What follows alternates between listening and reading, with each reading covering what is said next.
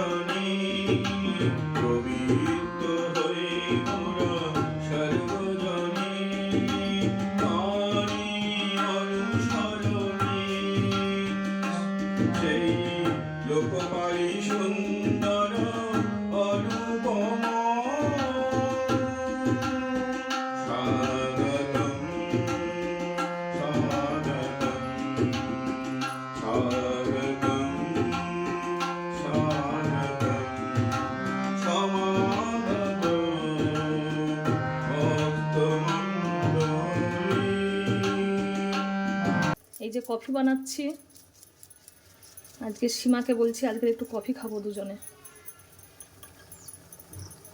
হালকা হালকা ঠান্ডা পড়েছে।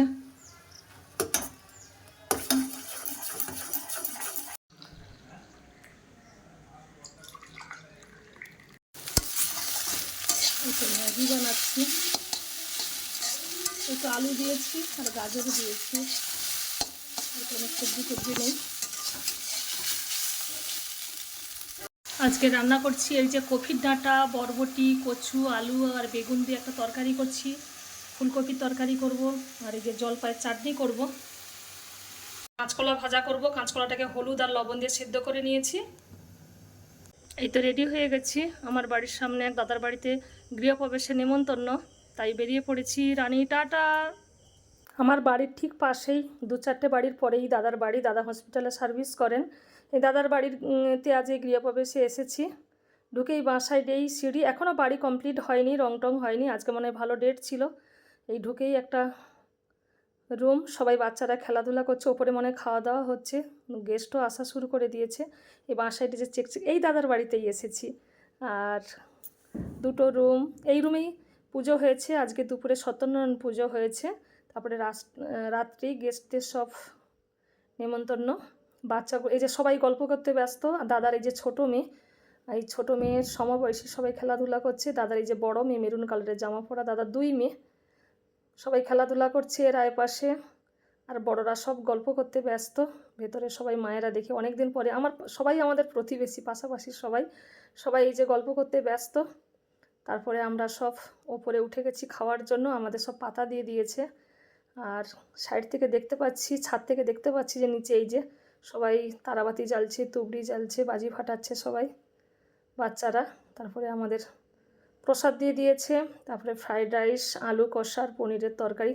আমি বলছি দারুণ টেস্টি হয়েছে। তারপরে আমের চাটনি, চাটনিটা খুব ভালো হয়েছে বলেই আমাকে 4-6টা আম দিয়ে দিয়েছে। তারপরে রসগোল্লা এনেছে, আমি তো মিষ্টি খেতে পছন্দ করিনি, বলে খুব ভালো সফট রসগোল্লা, আমি নিইনি। তারপরে সবাইকে টাটা বলে বাড়ি যাচ্ছি। আর সোনুকে বললাম আজ টাটা, আবার আসবো।